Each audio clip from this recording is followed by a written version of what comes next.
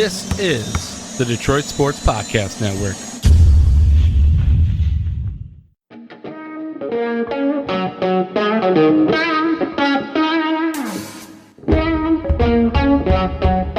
The biggest icon in podcasting.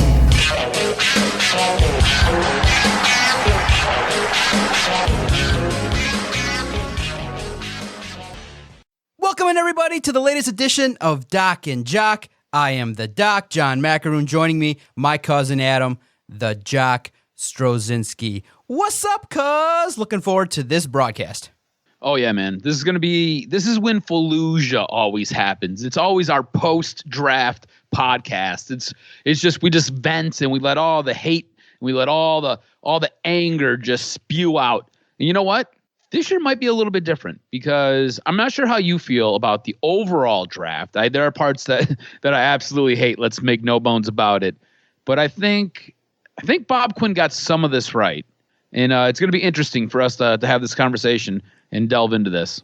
I truly believe in the history of this podcast, with Bob Quinn at the helm, it was his best draft. Now, there are certain points for sure that we're going to debate in terms of what position he chose to kind of focus in on and things like that. There are aspects of the draft that we can definitely focus in on and criticize just a little bit. But by and large, the national media, SI All Lions, Doc and Jock, the podcast network, most of us are grading the draft collectively as a whole around a B, which is not too bad, better than before. There are certain picks that I think both you and I are going to love, and we're intrigued to see how the roster is going to shake out. But I felt like this draft that Bob Quinn had showed a little bit of growth in that there were some aggressive moves made at the right time. Some certain needs were addressed. But yeah, obviously it was one of those exciting moments for me covering day 2 when I just felt like that was a perfect day, one of the best draft days that Bob Quinn ever had. And it was nice to have where it was like, hey, I get to write an article where I gave the Lions all A's for what they did. Now, that didn't last too long. Obviously, the first pick of the next round, we'll dive into that. But it was nice to have a day where you sat back and went, holy cow. But I want to give you some insight covering it. I covered the draft for the first time, wall to wall, top to bottom. Now, on average, if you pay attention to SI All Lions, we put out about 4 to 5 articles a day across 4 people. So you get a broad range of people who are critical, fact-based, opinion-based. So it's a nice mix of talent. Well, in those 3 days, we cranked out 35 articles. So it went by so fast for me, I barely saw the draft. I was so locked into the Lions. Bro, it was like a speeding race car going down the road, just like, looking at the picks and analysis. And then right away they were made available via teleconference. And each night, half hour after the draft, Bob Quinn came out and addressed the media. So it was something where I think we handled it okay, but I was never more tired probably in my life than that Sunday. It was like I was in a haze. It was so fast, but it went by so fast. We put out so much content. People liked it, but people can't get enough. And I couldn't believe that there was so much stuff we didn't cover that we could have, that you need probably 4 more people to fully cover all the picks, the analysis, the background, the really the highlights. You need 8 people to cover a draft fully, but we did it with 4. And I really liked it, but oh my God, it was something to behold in terms of the picks, trying to get out content right away and the analysis. And it was just one of those things where you're doing something, you're in it, and it's just kind of like 15 moving parts all over the place, and you're just like, hold on tight. And finally, when that Sunday hit, man, I was so happy and thankful. Now we can kind of rev it down just a little bit, back down to 5 articles a day, and it was a wild experience. But by and large, I want to get your sense of the Lions' first-round pick, because I think that was the one that got you the most riled up, and maybe I'm kind of surprised by it. I was absolutely pissed off by what they did in the first round. Why? And it's not so much that it was Okudah. It wasn't so much that, right? I feel like it's the right player for this team right now, wrong spot. My whole thing is good organizations do not draft cornerbacks that high, right? You could take him in the top 5, makes sense, because honestly, he's going to be a good player. He looks like he's going to be a great player, all right? And I believe, and I'm rooting for the guy to be awesome, okay? But it's just what this organization does. And it is a calling card of this organization. When you are drafting at 3 and you don't leverage that pick into more wealth for what you have, that is an issue with you as the general manager. That is an issue with you as the front office. That is an issue with you as an organization.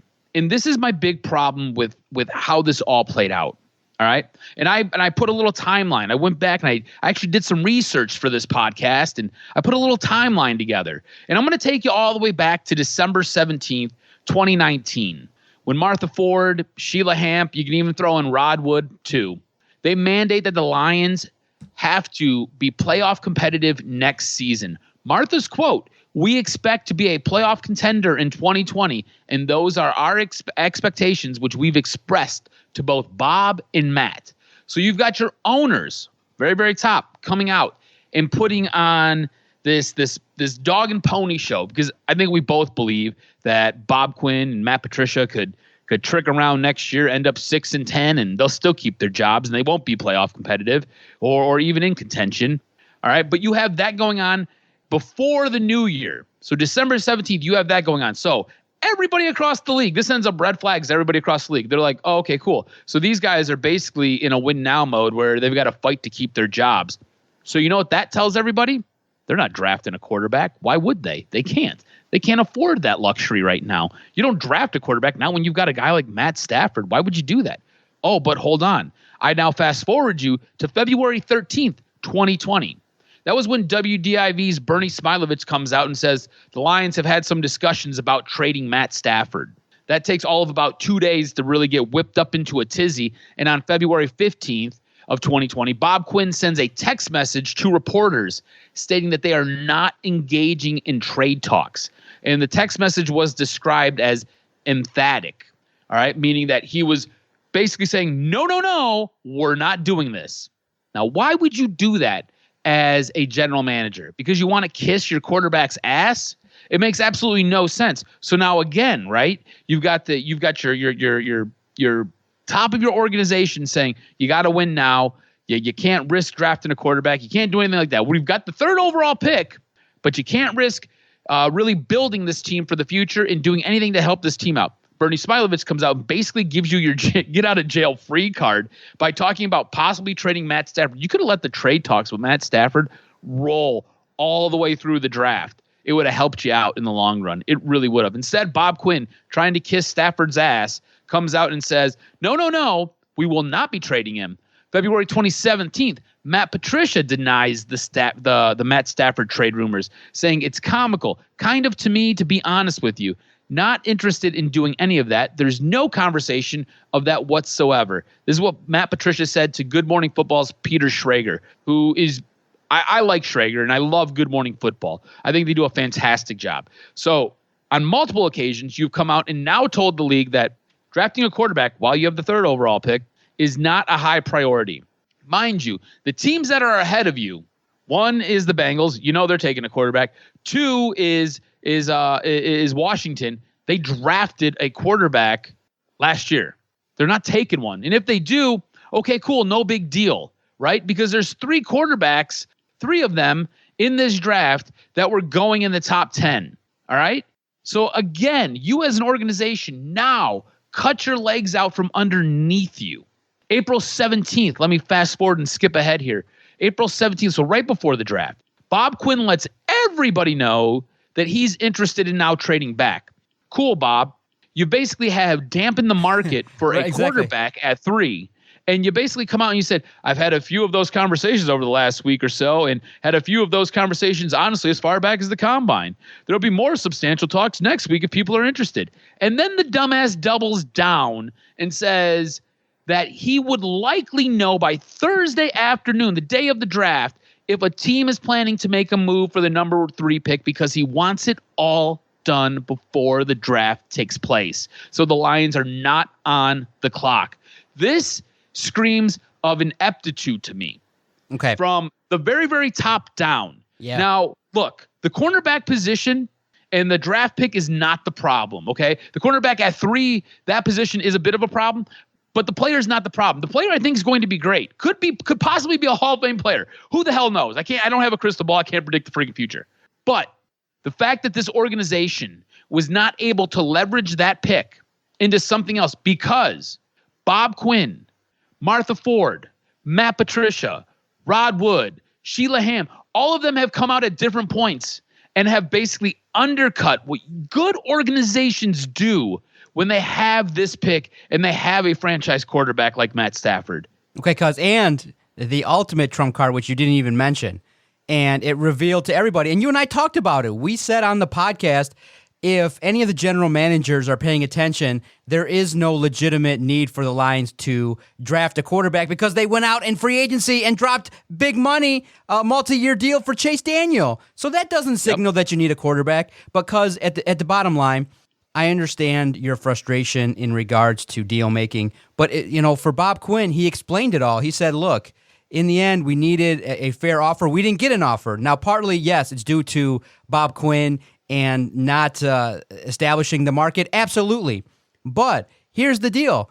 In terms of what was going to be available, they weren't going to go really beyond number 10, so that limits the number of teams that are going to make a move. And Bob Quinn's right. The other teams knew what was happening. So, yeah, he passively looked at it, and I think that your frustration and many that are upset is that Bob Quinn should have been more aggressive in his pursuit of trading it, but I don't believe Bob Quinn was serious about trading it really at all. They found their guy, they knew their guy from the time they did the evaluations, and they went with it. Now, your legitimate argument can be, not that they didn't trade number 3, that they actually just didn't go out and take the quarterback. Because bottom line, if you're going to call the bluff, you go out there and you screw everybody and you actually just take Tua and start the developmental process because you didn't take a quarterback at all in this draft. The argument can't be made that the Lions didn't do anything for, in terms of trying to secure additional picks. Everyone knew, because I believe that.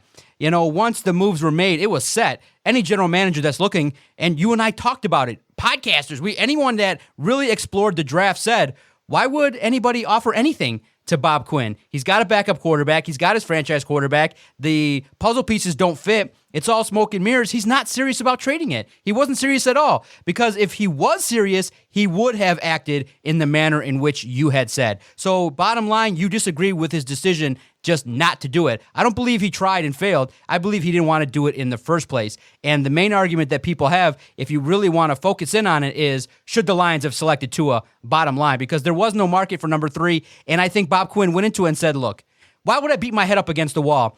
Do any of the moves that we made really dictate and tell anybody that we need a quarterback? No. Can I really bullshit anybody enough to believe it? No. We got Stafford for a couple more years. We got our backup that we like, that we feel can at least, snap the ball and do something if Stafford goes down in their minds.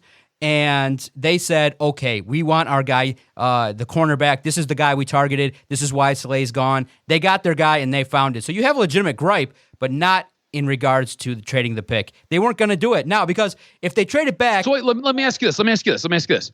If you're Bob Quinn, right, and everything basically stays the way it is, all right, and you've shot yourself in the foot, and you have undercut your ability to trade out of the number 3 pick. He doesn't believe that. Right? He never went into it with the notion of doing it. He wanted Okudah. I get it. I want you to put your Bob Quinn hat on. I don't want you to be Bob Quinn, but if you're in his role, if you're the general manager of this team, would you have taken Tua? Would you have taken Tua and said, you know what? I got him. Come get him then. If you want him that bad, come get him. Because I'm going to tell you right now, if this was me, you already know I love Tua. Yeah, I would have any quarterback who comps to Drew Brees, I want him. And here's the thing. I don't give a shit if it ruffles Matt Stafford's feathers. I don't care. Go earn your position. You're breaking down. You're aging. You've not won a goddamn thing here. I don't care. I really don't give a shit what your feelings are. This is a professional football league. This is a man's league. Be a man and shove sand, okay?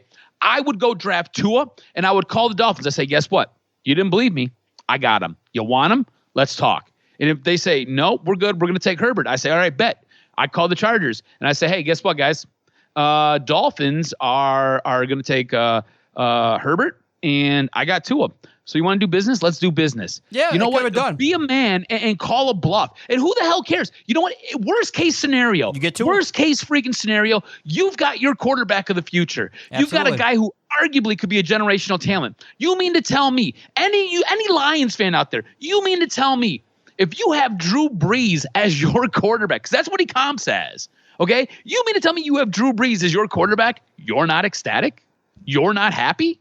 Like, come on, man. But here's the problem, in that I do believe that the win now edict definitely affected the pick. They need a guy that can perform, and that's why trading back would be super tough, because you got to weigh this. And Bob Quinn and the analysis goes like this. If we take Okudah, the value in which we get from him on the field is worth way more than if we take a guy at 15. That gets us more wins, more talent now than if we take a guy at 12, 13, 14, 15, and things like that. But here's where... No. Here's the thing. I totally understand it. You weren't going to trade back any further than maybe 7. I don't foresee you trading back any further than that. Exactly. It just doesn't make sense. Oh, you dialed in on Okudah. Okudah was your guy.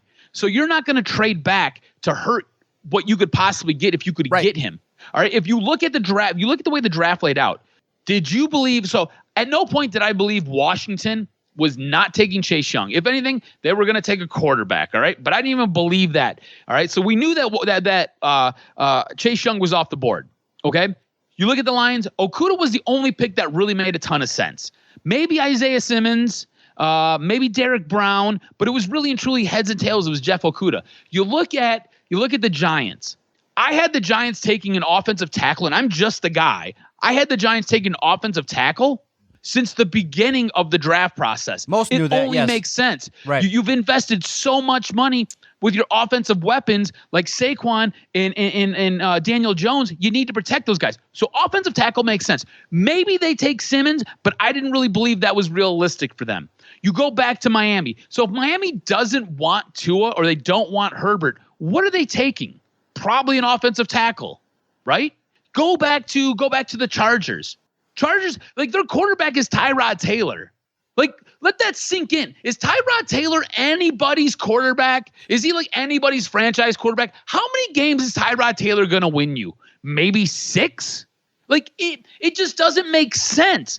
Like, for Bob Quinn, and this is what really pisses me off. Bob Quinn, days after the draft comes out, and basically says, well, other people look at what we've got, and they know what we need. So nobody's going to trade up and give us anything because they know that we don't need a quarterback, so we're not going to take a quarterback. Okay, cool. You can do the same type of research. I just laid it out there for you. We've been talking about it for weeks. I'm just a guy. I'm nobody special. Realistically, I'm a guy who has way too much time on his hands, and I'm a little bit too much of a geek when it comes to sports and building legitimate franchises and organizations. I'm just a dude, right? I just happen to be smarter than the average bear, which in this case, the average bear is Bob freaking Quinn, because he's a freaking dunce. Because if you can't look at what the competition behind you has, you've got to force a hand sometimes, man. Yeah, but the only way to show that you have some nuts and push in, go all in. The only way You're a card guy, go all in. The only way to force the hand would have been to draft a quarterback. They would have had to have done it, and I don't think they wanted to go down that road. So that's your argument, is that they should have. If they wanted to force the hand of the Dolphins, they should have drafted the quarterback, and they should have acted differently. But that's not what happened, and I do believe that Okudah will be fine. He'll help the defense immediately, but in the end, I think you have a definitely valid argument that they didn't take the quarterback. And if you take the quarterback, you now signal a rebuild. You probably give yourself another year. And you have an opportunity to go forward and say, look, this is our guy for the future. You buy yourself another year. But for 2020, taking Okudah, for me, was the right move. I definitely, though, if you want to also say this, you couldn't maneuver in the middle of the draft to maybe, let's say you sell 60% on the dollar for the third pick. You get an extra third rounder. You're not talented enough to get a guy in the secondary that you think could be a steal. That's the argument that those that really wanted the Lions to move down and say, yeah, do it. Go down and take a player. You still can get an impactful player in the third round if you have scouts that can do it. I don't believe that Bob Quinn is good enough at his job to find steals. And that's really the nature of it, because if you're a general manager and you really believe in yourself, and you definitely wanted to go down that road, you could have got a cornerback in the 3rd round, 4th round, 5th round. You get more picks, more contributors, and so there's a leg for you to stand on in your argument. But the Lions didn't go down that road. They just took the very passive approach, which was decided. That was already in their plan. They would have, liked to make a deal, if it was going to be out there, but they weren't going to be pressing in their attempt to do it. And that's what happened. It upset you. But for me, I'm looking at it a little bit more level-headed because I'm just looking at it from the side of they said, it is what it is, and we like what we like, and we're not going to push it that much further, so they're not mad. Now, you and I can definitely go, why not get more picks? Because more picks represents better players if you can go pick them. Problem is, I don't know if Bob Quinn can go do it because now you get into the 2nd round, which is great. You get a great player in DeAndre Swift, which was basically, you can argue that they could have gotten Taylor and you can make an argument for it, but DeAndre Swift was the number 1 guy on my board. You've seen mock drafts with me taking him in the 1st round, so that pick is fine. For me, I don't think many people are going to be upset with the 2nd round pick. Now, when we get to the 3rd round, Okwara is a player that's high risk, high reward, and I'm curious to get your sense of the 2nd and 3rd round picks. So here's the thing. DeAndre Swift, not my number 1 running back, but running back at that pick was quintessential for me. I don't mind the DeAndre Swift selection. He was the number 1 rated running back in this draft. Yep. So it just screams value to me. You got the number 1 guy. So you got the number 1 cornerback and you got the number 1 running back in this draft. Hey-o. I'm cool with that. That's very good. I'm cool with that. You crushed your first 2 picks. Fantastic. Julian Okwara, I love that pick. Okay. I love it. I think it's great. So this, again, more value. So Julian Okwara was a guy who probably would have been a late 1st round selection. They had a 2nd round grade on him because he broke his leg. This guy was tracking to be an awesome edge rusher coming out of college. Breaks his leg, and it kind of derails parts of his senior year. I think you take there's a little bit of a risk here, right? It's a broken leg. He'll be okay. You grab a guy who has a 2nd round grade in the 3rd round. You've got a guy who you can add to your edge and can make noise. I love these first 3 picks. I thought these first 3 picks were fantastic. Tons of value, tons of utilizing the resources that you have at your disposal wisely. And I think you help make your football team better. Your pass rush was absolute trash. Julian Okwara can come in and help fix that. You traded away arguably a top 10 cornerback because he made too much noise. You go out there and you get a guy who is essentially the same exact player, right? Mm-hmm. So you go ahead, you grab him. So now you just helped yourself there, and now he's on a much more palatable contract. Your running back situation has been garbage since essentially Barry Sanders. Okay, you go out and you add a guy who looks like he could be your number 1 running back and take Kerryon Johnson and make him a complementary piece. Kerryon Johnson cannot stay healthy. DeAndre Swift looks like he can.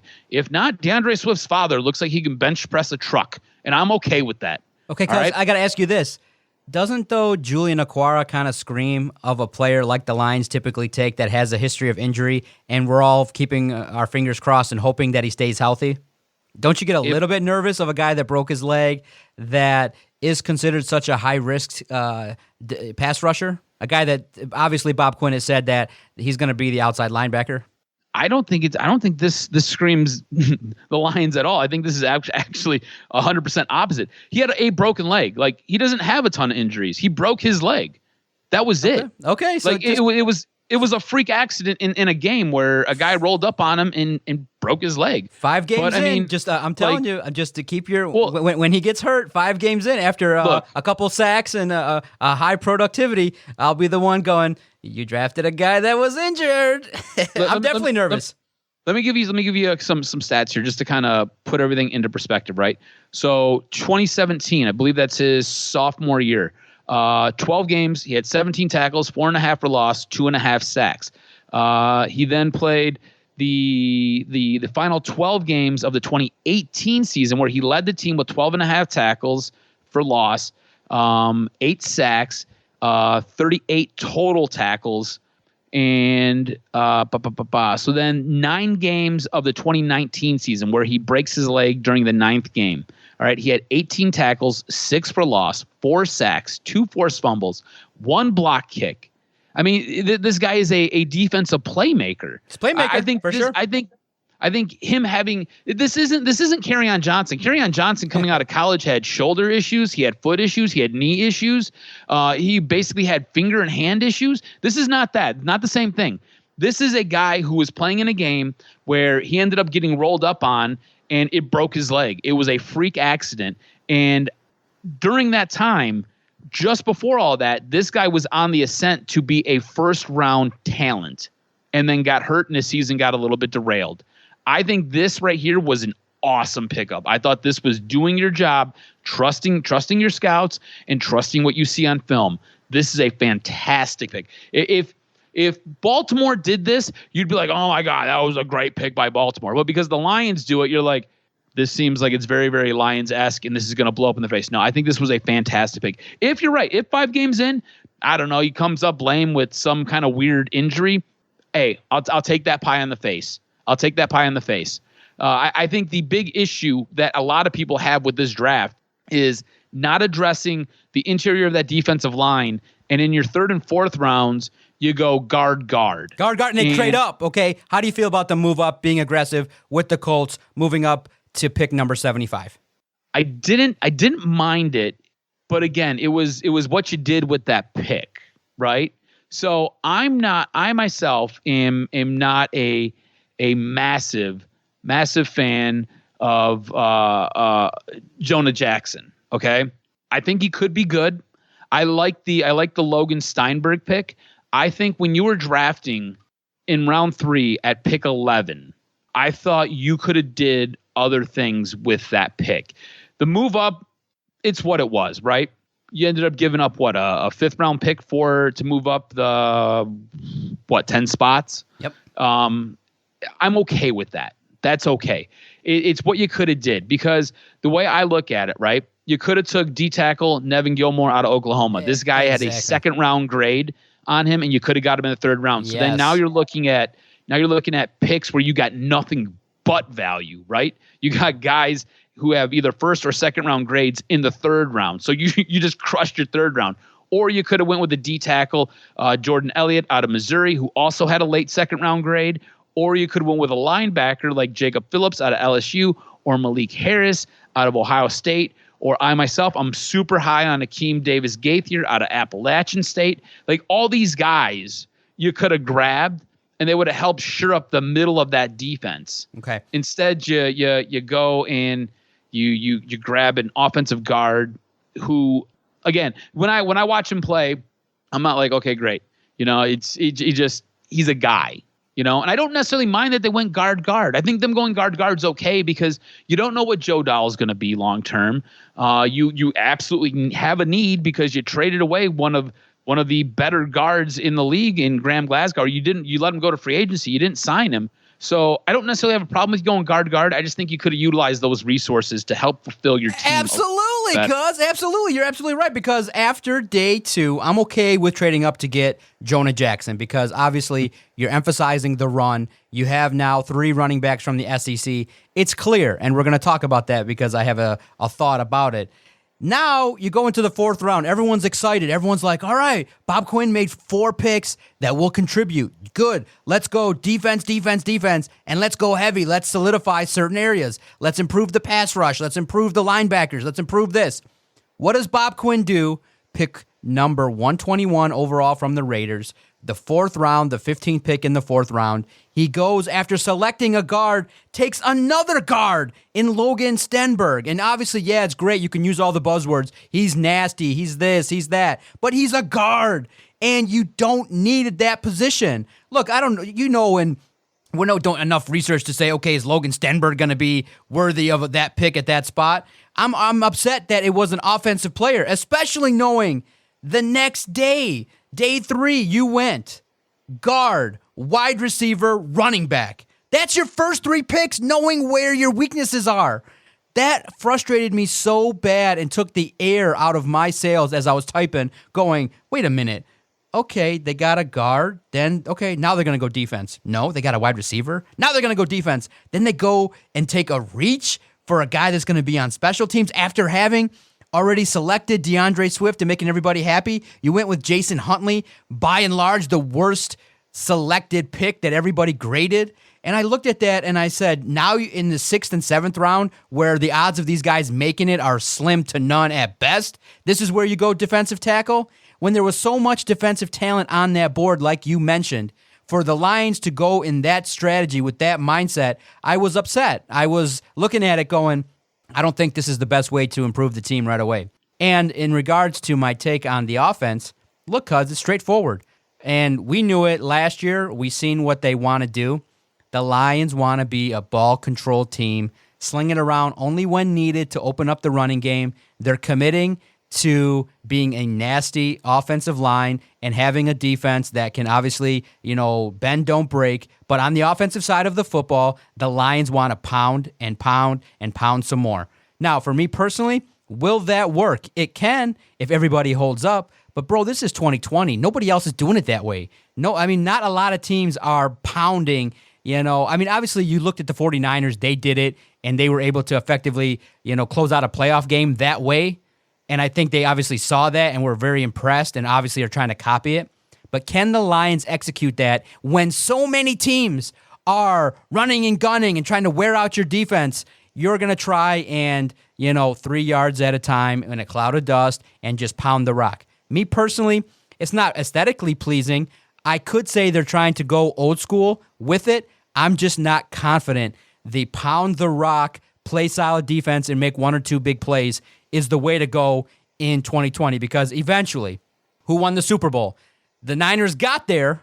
They had a good year, but bottom line, the stud quarterback and the explosive offense won out in a league that is offensively driven with, the flags being thrown against cornerbacks. I'm not certain this strategy of going guard, wide receiver, running back for the Lions was the right move. It deflated me. It took the wind out of my sails because I was going to an A+ draft, and it sunk it all the way back down to a B. I didn't like it. I didn't like day 3 at all. It was horrid in my mind.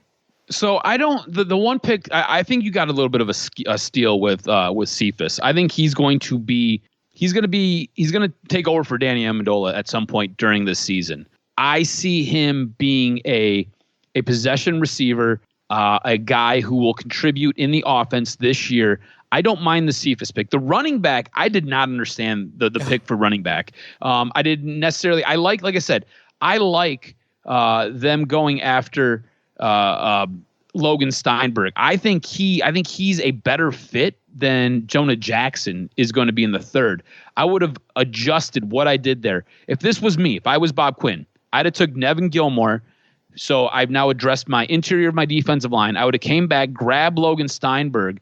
No problem with the Cephas pick. I think that's fine. I would not have taken a running back. I don't know necessarily what I would have done at that point. Maybe a guy like Latrell Murchison out of North Carolina State. I don't know. I'd had to do a little bit more research to kind of try to figure out what I'd want to do with what was available to me at that point.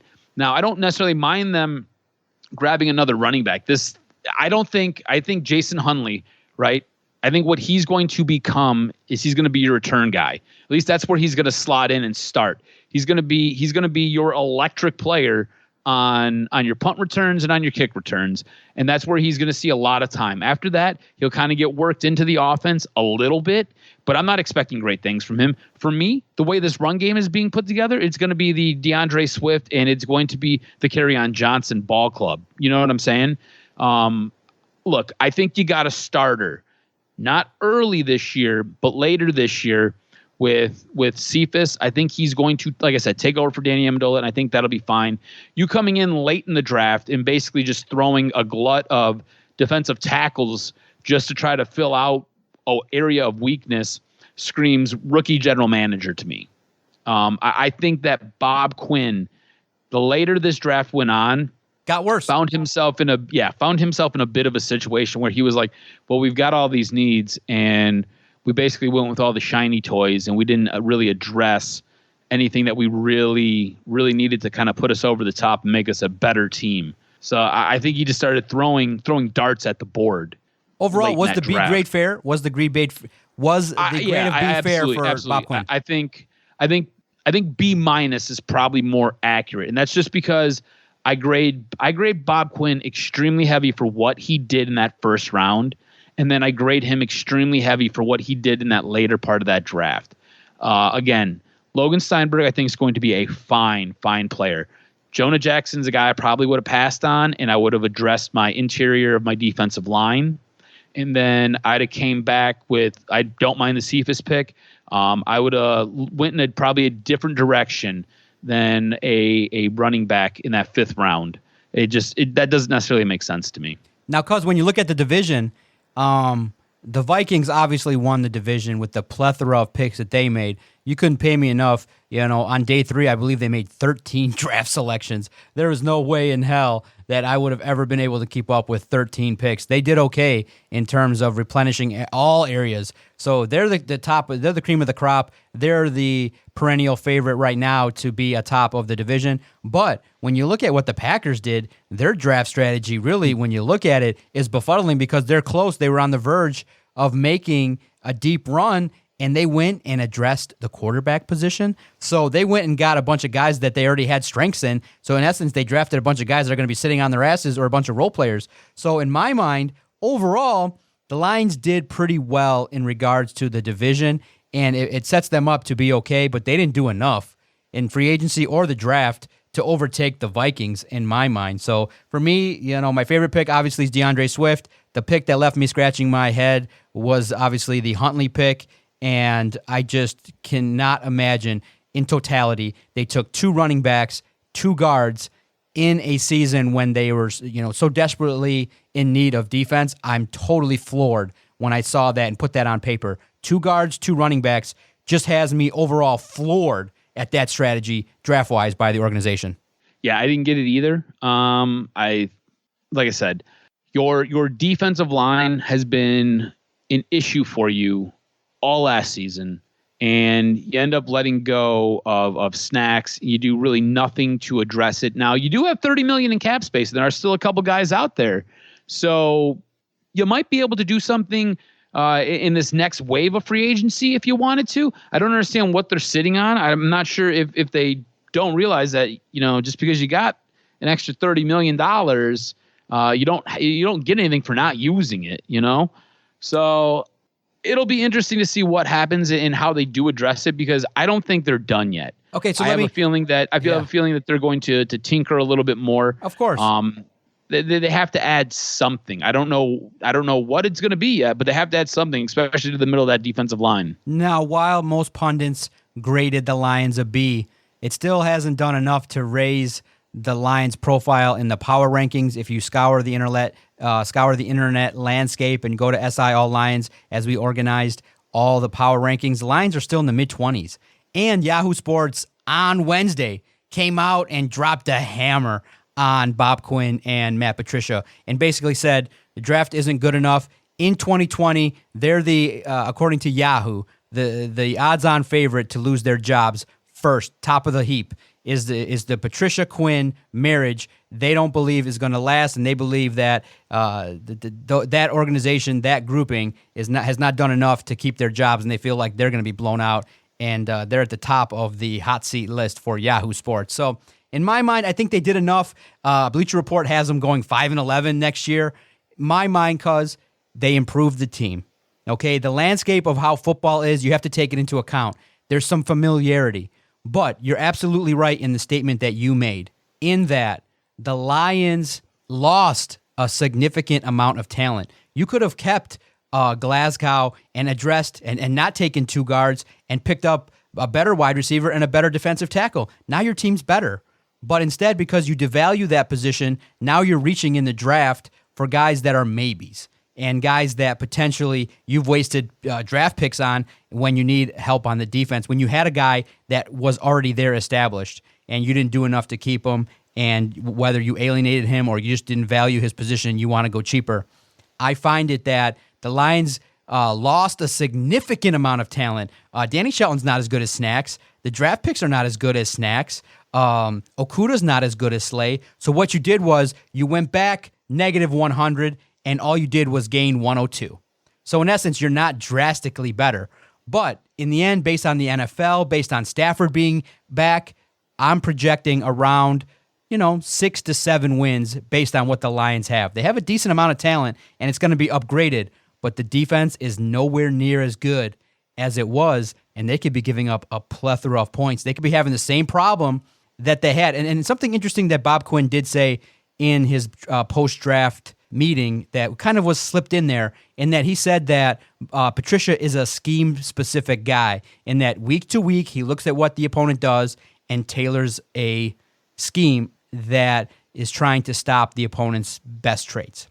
And I said to myself, okay, if that's the case, if he's a scheme guy, then in the last 8 games, a lot of the schemes fell short. I mean, literally, I think it's an overall philosophy problem of not pressuring the quarterback enough. And whether he'll ever admit that maybe he didn't feel like he had enough talent or he didn't want to do it that way, I think that Matt Patricia needs to 100%, if the Lions want to get better, he needs to overhaul that scheme with an emphasis on more pressure. But I don't think you brought the horses enough you got one. You got one extra horse, and you got a guy who's an aging veteran in Jamie Collins, who you can't count on being a superstar right away. So in my mind, the Lions got better by default in that the league is going to be a little bit behind without the plethora of OTAs and offseason work. You got more guys that understand the defense. But in terms of comparison to the best teams in the league, this team's not a 10-win team after one draft. So you got marginally better, maybe into 6-7 wins, but I don't see playoff contention right now. Even if you get Marcus Golden, even if you get Everson Griffin, or you want to spend money on Jadeveon Clowney, I don't think they did enough based on what they lost. And so in the end, I'm thinking the clock is ticking, tick-tock, tick-tock, to the Quinn-Patricia era. So do you think that next year they will get blown out because you say that they're going to win 6, maybe 7 games. And right now I have them as a 6-7 win team myself. Yep. Because I don't think, just like you said, I don't think they did enough where they really put themselves over the top, because you had so many key subtractions. I don't think you had enough key additions to this team. Do you see them getting blown out next year? Because I myself, I don't see it happening. Unless somebody else is going to come in and put money back in Martha's pocket, I don't see her blowing these guys out. I could see them getting one more go at it after next year, even if they finish 6-7. The more fascinating question is, what if they sneak into the 7th seed but play really bad in the playoffs and lose 25-10 and they don't play good? So that's all fascinating. But yeah, you're right. I personally, look, I understand the notion that potentially you don't trust Martha's word, but because the heat's going to be so hot on these guys. Remember, towards the tail end of last year, there were sell the team signs, and this team and the fan base right now that's supporting this team is nowhere near patient. They've said, fuck patience. We're going to scream and yell from game one, preseason game one. We see a penalty, we're going to be on it. And right now, because of the fact that they were brought back, those two guys are under so much pressure. They feel it. You could tell that Bob Quinn was talking about his kids getting made fun of or picked on because they lose to the Packers. It's taking a toll on them. And it's obvious that the losing stunk, and the losing has hurt everybody involved. But unfortunately, this is the NFL, and it's tough. And these teams are going to be going all out trying to whoop on the Lions. I just don't think they have enough. I don't see enough because, look, if anyone that watches can be skeptical. Johnson could get hurt. They could misuse DeAndre Swift. There's so many ways that we can talk about how the Lions will fail all these guys. They could put Julian Okwara out there to play zone and not pressure the quarterback. They could do the same kind of stuff. Okuda could get torched early on. He could have 1 or 2 coverages where he gets the flag thrown on him because he's a rookie. So by and large, I see a lot more. I just believe in the deck stacked way against Quinn and Patricia, and the fan base pretty much is sold out on these guys. They don't believe. They're happy with the draft. Everybody is. Most people pump out enough puff pieces to make everybody happy in the draft. But like any team in any organization, these guys got to put on pads, and they got to go out there and play. And do they stack up against the best in the NFL?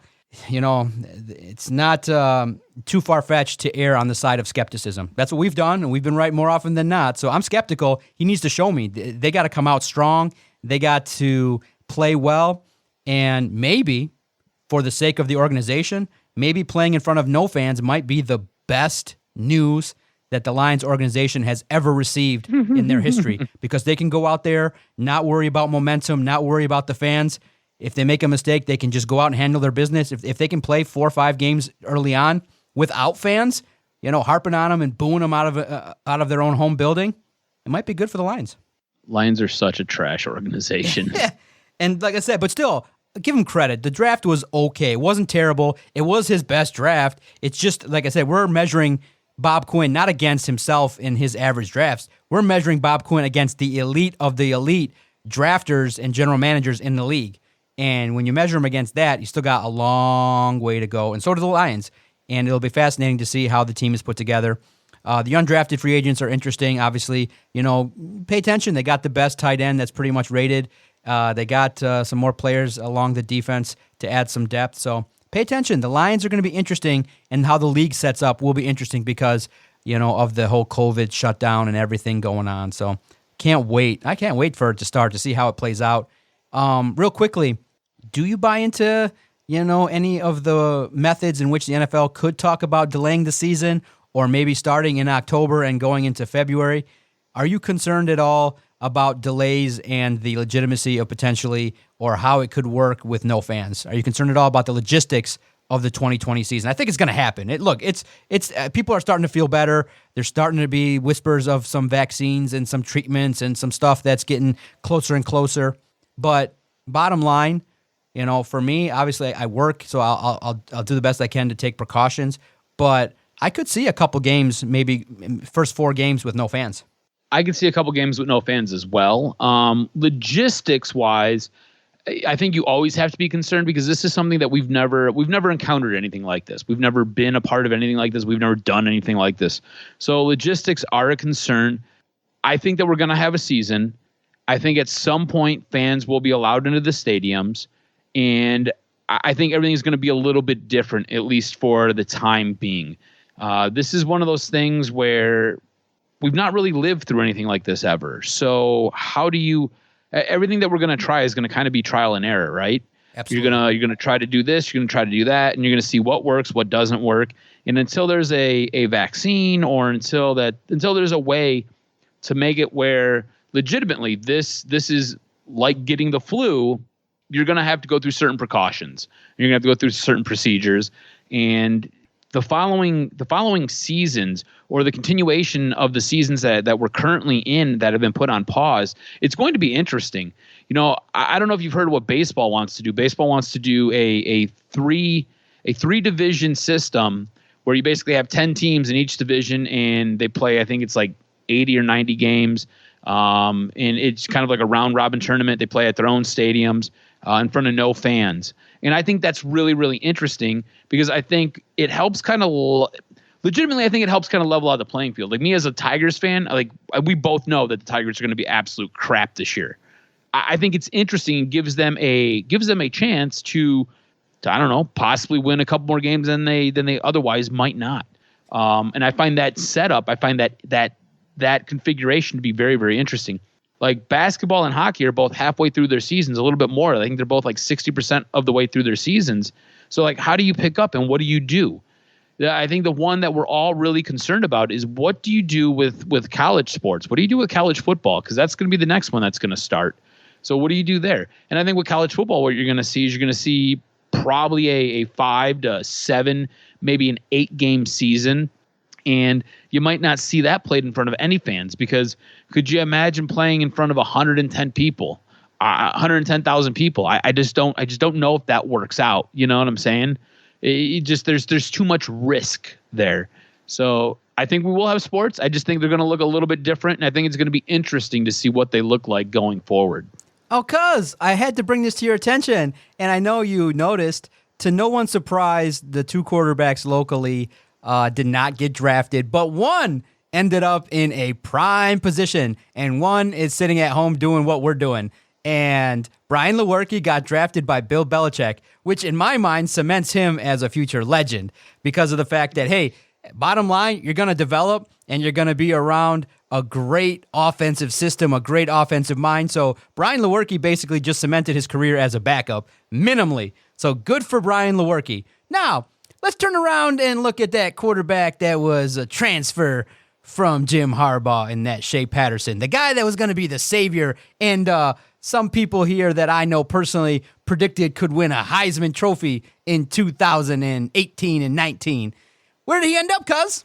On his couch. He is of the 337 players invited to the combine, the only one without a team at the moment.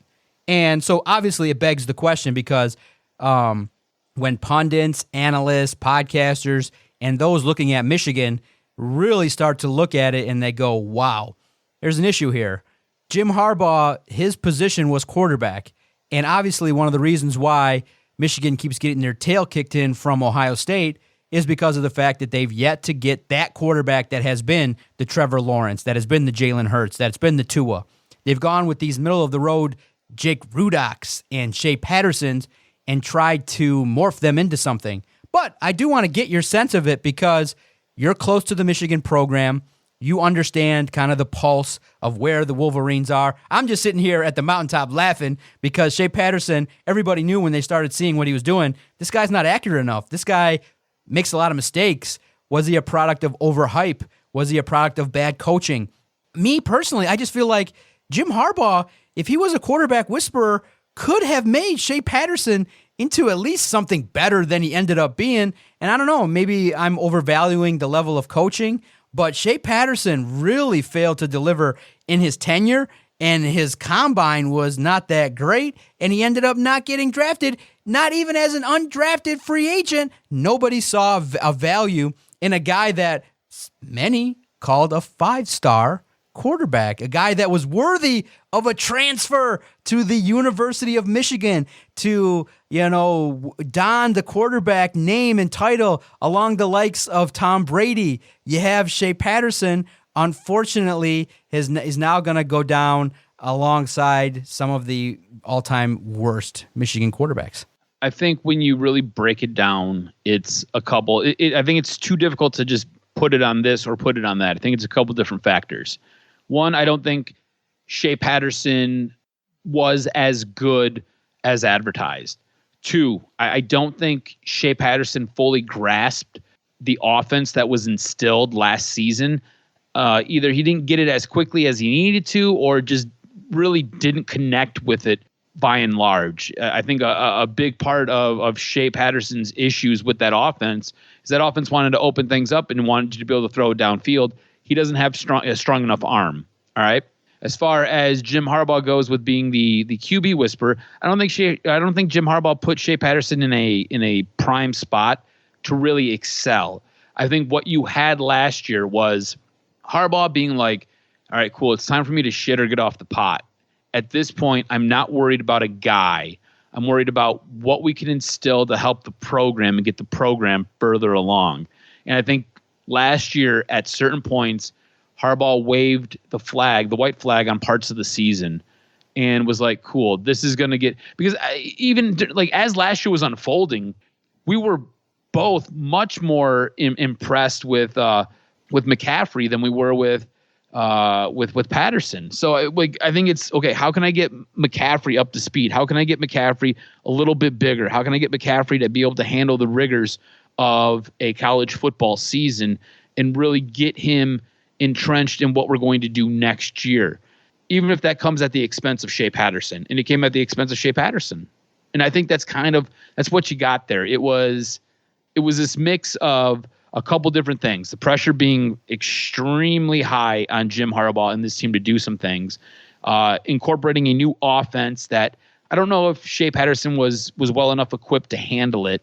And it was a season that just it just seemed disjointed at points and at times.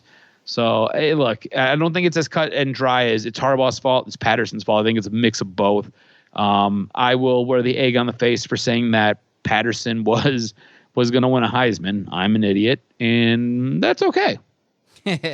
Now, going forward, just, quickly, is McCaffrey the guy or is it Milton? Who's the guy? It's got to be McCaffrey. McCaffrey's way more electric than Milton is. I think Milton might have more of a body structure that is built to handle everything. but I think McCaffrey's the more electric player. McCaffrey's got to tack on some more muscle, and he's got to be able to take a couple more hits because every now and then he'll get lit up by a guy. And when he gets lit up, he's got a concussion or he's got something broken. And if you're going to be a quarterback in the Big Ten, you can't have that happening. But for me, it's McCaffrey all day long. McCaffrey's got the inside track. Okay, interesting stuff, man. Definitely, I can't wait to start peeking at what Michigan State and Michigan are both doing over there.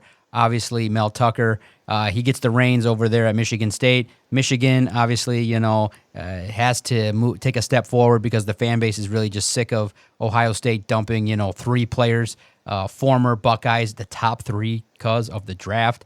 That's really insulting to Michigan fans, knowing that Ohio State, even though, LSU gets the credit for the final season for Joe Burrow, hey, Burrow was on the Ohio State roster, and you realize they had Burrow, Chase Young, and Jeff Okudah, and they're the top of the class. They're the top of the Big Ten, and everyone else is just looking up, and you recognize, wow, because you saw the nature of the draft, Clemson, LSU, Alabama, Ohio State just pumped out so much talent into the draft that it was sick. It was quite sick, all in all, to see the plethora of talent that these colleges are amassing. And really, you got like the big 5, 6, and the rest of everybody else just trying to, gather up scraps to try and compete. So it's a fascinating look at the draft.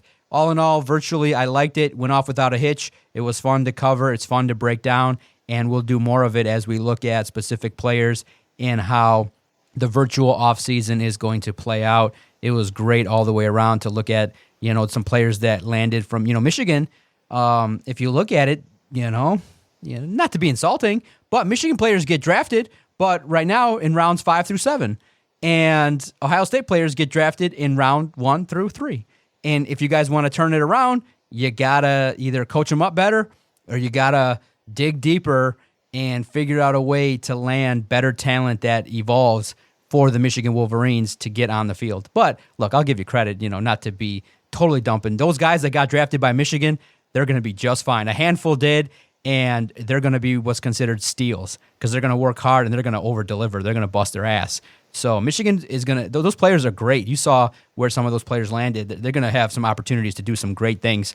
By and large, I thought the draft was great. It was fun to watch. It's really fun to be a part of it, to podcast, and kind of just be – around it on a surface level. It was amazing. And just to see how these draft analysts, the professionals, just can spit off the names and draft targets, and credit to Kuiper and Daniel Jeremiah. I was able to sit for a couple hours just to listen to them rattle off names, positions, talents, fits, and their level of expertise was just jaw-dropping. And hey, if you got a chance, okay, before anybody made odds, I made a bold prediction on SI Live immediately after the draft, and I said, you know what, I'm not going to just give the basic report because, a little inside, I didn't know that Albert Breer was going to be part of the videos. I thought I was going to do his spiel.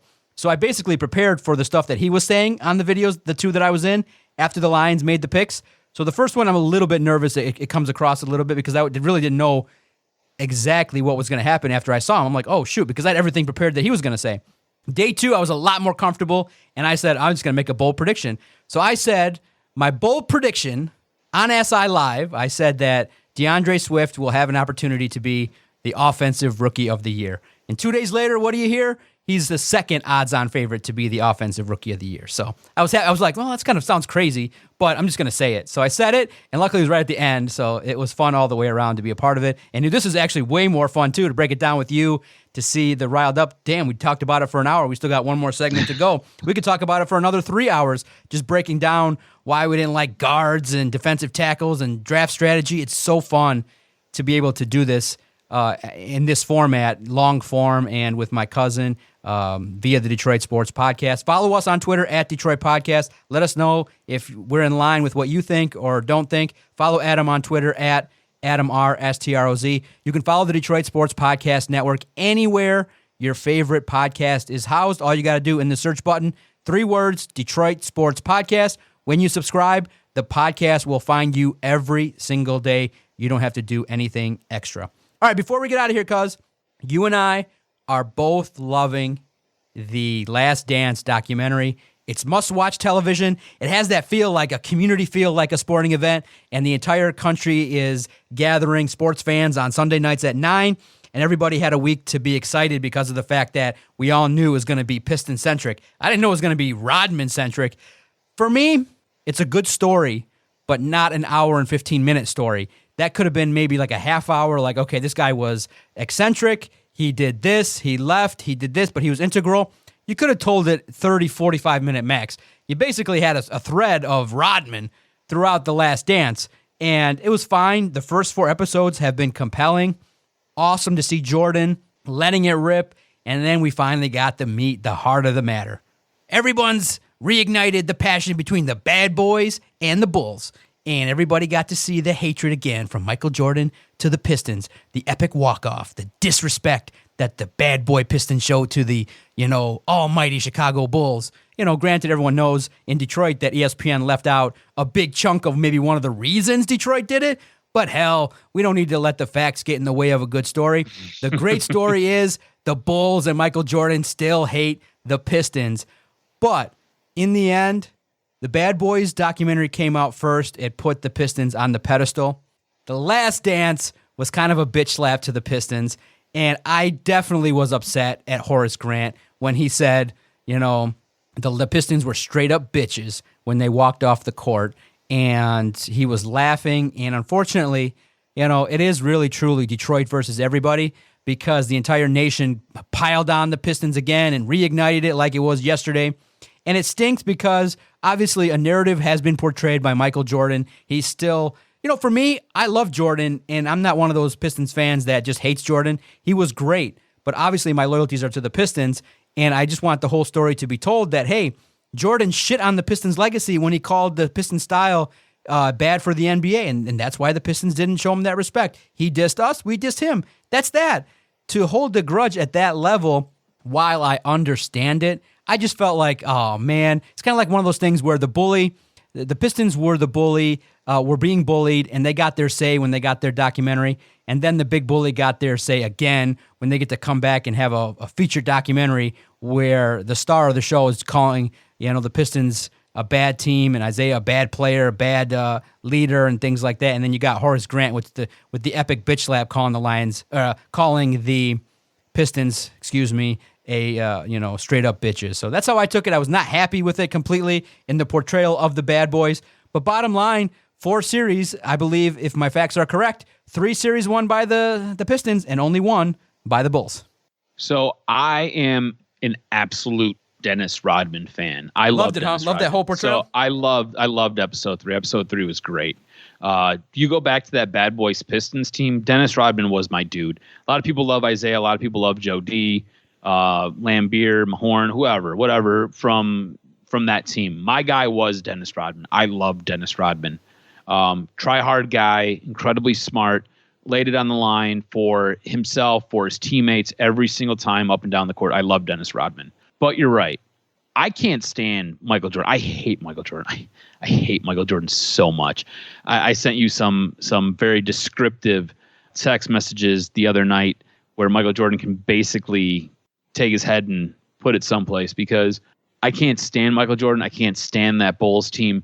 Their bad for basketball comments is absolute crap. The thing that they left out too was the flagrant foul that got initiated because of that Detroit Pistons team to help protect Michael Jordan and those Bulls teams. The flagrant foul had been on the books since I think like 1980, maybe 81.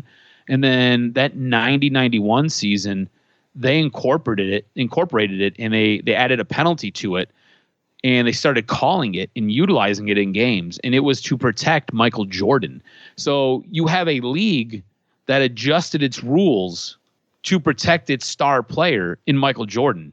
And look, David Stern was a genius. David Stern was a great commissioner for basketball. And David Stern grew the sport of basketball by 100-fold. Okay? And he did it on the backs of guys like Bird, Magic, and Jordan. The Pistons were an unwelcome guest at that table. They kicked the door down and they said, hey, we're here. We play our brand of basketball. If you don't like it, beat us. Go ahead, try to beat us, because we're going to make you pay. And that's what they did every time they played. They made you pay. And those Pistons teams were a lot of fun. They were a high-scoring team that played really, really tough defense. And that defense was ugly. But what you had was a league that was permeated by stars. And that Pistons team didn't have anybody who ascended to that star threshold. Like, we all love Isaiah Thomas here because Isaiah Thomas was the best player on that team. Isaiah Thomas was a great basketball player. Joe Dumars was a great basketball player. Dennis Rodman was a great basketball player. But they weren't stars. Like, Michael Jordan's a star. You can sell a shoe on Michael Jordan's foot, you know? Magic Johnson and Larry Bird were stars. So the way the NBA was constructed and what David Stern tried to do was he had to use those guys to help market his sport, to get its notoriety and to help it grow. And that's what he did. And congratulations to David Stern for doing it. In the process of doing that, some teams got shit on. Pistons got shit on. And that's where we're at. Screw the Bulls. Screw Michael Jordan. I don't care if you're the greatest alive. I still hate you. What did you make of the whole, in terms of Horace Grant and the nature of, Scottie Pippen and Michael Jordan, just really tearing down the Pistons and still harboring the emotion to this day? Some will just say, shouldn't they just understand and, almost 30 years later, just try and bury the hatchet and move forward? To hold that grudge, Jordan said, I think that he still hates the Pistons to this day and hasn't moved forward. Look, if he's the ultimate competitor, let me ask you this. Yeah. Hold on. Let me ask you this. So who's the little bitch in all of this still? So we're talking almost 30. We're talking almost 30 years later, and you're still bent out of shape. You got sick. Like, he's the most bitter, the most bitter, egotistical, small-minded, angry guy you'll ever meet. Like, I'm a competitive SOB. This guy is just an asshole for real. Right. It's like almost 30 years later, you have 6 championships. Your dad died because you had a gambling problem, allegedly. You had to take a year or 2 years out of the league to go play baseball to get away from it because David Stern wasn't going to cover all the stuff up, allegedly. I mean, come on, man. It was gifted to you. Eat a dick. Sorry. That's good. It's a good documentary so far. Overall, good project, or do you say to yourself? Oh, dude, I love it. I'm fascinated by it. I think it's fantastic. Yeah, I can't wait to see how they handle it, and it's great for sports fans. It's must watch. It's a fascinating look at how everything's going with that rivalry and man, Jerry Krause. How do you not? I mean, I just wish you could get into that mindset. Unfortunately, he's dead. How do you not ride out the Bulls until they lose? I mean, you could have probably got 1 or 2 more seasons of the greatest team on earth, yet you were so hell-bent on getting rid of everybody. I still can't believe early on in that first episode where Phil Jackson comes out and he says, the meeting was, no matter what, you can go 82-0, you're going to not have a job next year. And he's like, all right. And that's that. How do you have that meeting with that guy who's done so much? He could have had a job for life. In my mind, if you win that many championships with the Bulls, you got the job for life in my mind. 82, he just wanted to move on, and I just can't believe Jerry Krause. I just wish we could have gotten his perspective in 2020 on the whole ordeal because of the fact that this franchise, the Bulls, did not deserve to get torn down like that in such a blasphemous manner. They should have just went out and when they lost. You lose? Okay, fine. And the pressure that they went under in that last season with all that involved with Scottie Pippen not there to still win it all is crazy, crazy. Yeah, that was nuts. And Jerry Krause was a guy who he wanted to prove that he was the smartest guy in the room. That's what it really comes down to. I mean, you got the greatest player of all time, Michael Jordan. You've got one of the greatest, arguably the greatest coach of all time in Phil Jackson. And you've got great players like Scottie Pippen. Steve Kerr was a stud. John Paxson was great. I mean, you got a ton of guys who were Hall of Fame players, and you want to blow it all up because you've got to prove that you were the smartest. It's just a guy who can't get out of his own way, a guy who believes his own hype. That's what it was. Great podcast. I enjoyed that last hour with you, cuz. Definitely check out Adam's podcast. He's got 3 of them on this network. Obviously, Doc and Jock every Thursday. The Practice Squad in the evening on Thursdays. A great podcast. Really fun, insightful. Get to know Adam's personal life and some of his bathroom habits. And on Sunday, Adam and Little B, Brendan Riley, are rewatching the 2011 Detroit Lions season and recapping it all in such a classic way. I love hearing the stories and the background, some little nuggets that Adam and Brendan, look, they're spending time going back and watching all of the 2011 Lions season for your entertainment. It's a good listen, trust me. All the shows available, again, free, Detroit Sports Podcast Network. Thanks, cuz. Look forward to the next edition of Doc and Jock. Just a quick little nugget about this Sunday's episode on the Practice Squad Presents the Throwback. I think you will, as we kind of make our way through all this, you start to see the pieces of what Martin Mayhew and Jim Schwartz were trying to build. And I don't think this team was too far off. A few things happened that really set this organization back, and it kind of feels like it's a bit of a house of cards when it's all said and done. But otherwise, great podcast there. It was a lot of fun.